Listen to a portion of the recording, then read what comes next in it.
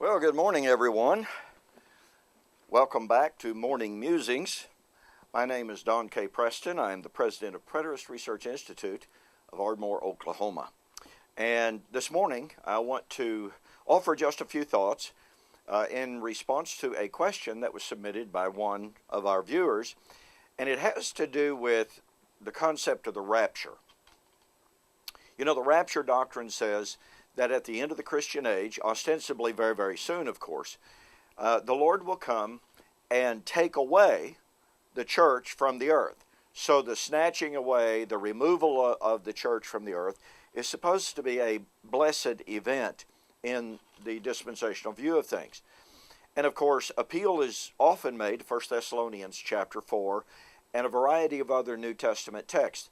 But the question is this motif, is this theme of being, quote, taken away a positive thing? My personal opinion on this, and I believe this is clearly supported by the text and by history, is that as a general rule, the passages that are used to speak of the catching away or the taken away is a negative thing, a negative idea of destroyed in judgment. Now, 1 Thessalonians chapter 4 doesn't use the normal word for taken away. The normal word that's used in Matthew chapter 24, 37 and following, by the way, in Luke chapter 17, those who be taken, one taken, one left, is paralambano. And the word that is used in 1 Thessalonians chapter 4 is a totally different word. We shall be caught up together with him, harpazo. Well, in Matthew chapter 24, 37 and following, as it was in the days of Noah, so also shall it be in the days of the Son of Man, to appeal to the parallel passage in Luke chapter 17. They ate, they drank, they married, they gave in marriage, and they knew not until the flood came and took them all away. Now, pretty clearly, this is not a positive thing. Those outside of the ark were the wicked, the unrepentant, those who would not believe the message of Noah, the preacher of righteousness. Likewise, in Luke chapter 17, we have the exact same illustration given of as it was in the days of Noah, so also it shall be in the days of the Son of Man. And it talks about one shall be in the field, one taken, one left. One shall be in the bed, one taken, or two shall be in the bed, one taken, one left, etc., etc. Here's something very, very important. I have emphasized in these segments in my morning musings how important it is to think in Hebraic ways, how important it is to get into the mind of the first century writers and readers. This terminology, one taken, one left, or the idea of taken and left, is a very, very common motif and theme. And George Lambza, who was raised as an Arab, speaking Arabic, understanding the culture of the Arabic world, wrote a book entitled Idioms of the New Testament. When it comes to the language of one taken, one left, George Lambza, in his book, says it's critical that we understand this is an idiom, was an idiom in the ancient world for a time of warfare, a time of invasion, and here's what happened. This happened under Assyria. It's recorded in 2 Chronicles. It happened under the Babylonians. And here's what Lambza explains. Here's what Scripture agrees with, what Scripture teaches. When an army invaded a country in ancient times, they would take the brightest, the smartest, the strongest. They would take the prettiest, the handsomest. They would take the most skilled people that they had conquered, take them away back to their capital, to their country, to contribute to the substructure, to the infrastructure, to become the best artisans, to become good politicians, etc., etc.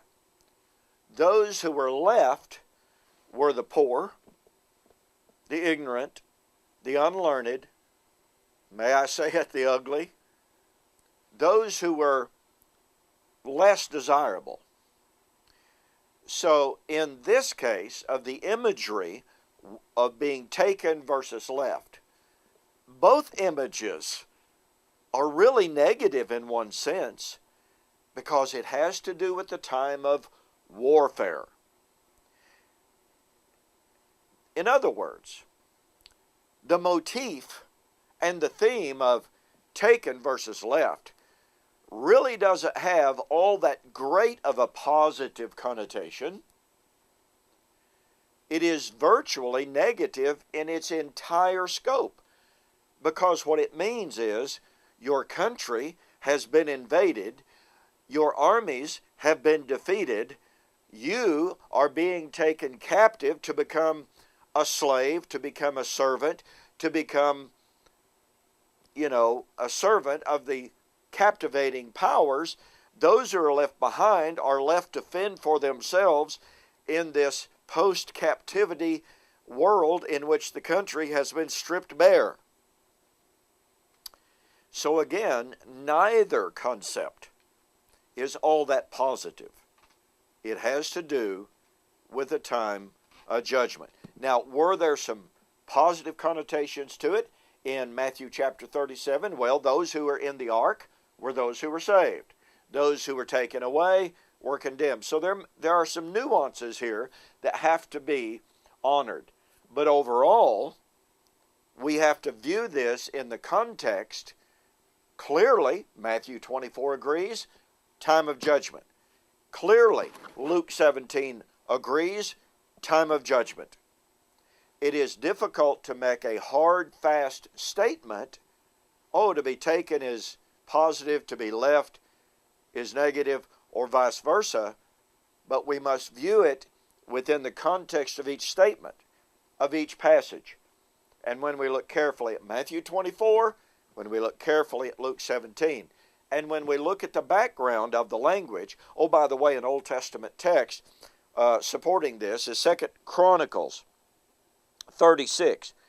Those who escaped from the sword, he, that is Nebuchadnezzar, carried away to Babylon, where they became servants to him and his sons until the rule of the king of Persia, to fulfill the word of the Lord by the mouth of Jeremiah, until the land had enjoyed her Sabbaths. You see, here are some who are taken, some who are left. And again, a parallel passage or an earlier passage describing the Assyrian captivity, the Assyrian bondage. Some were taken, some were left. Context of judgment. I hope this helps just a little bit. Thanks so much for the question. If you have a question, if you have a topic, a subject that you'd like for me to address here on Morning Musings, send me an email. Go to my website, www.eschatology.org or www.bibleprophecy.com. In the meantime, thanks for joining me on this morning's Musings. We'll see you on the flip side.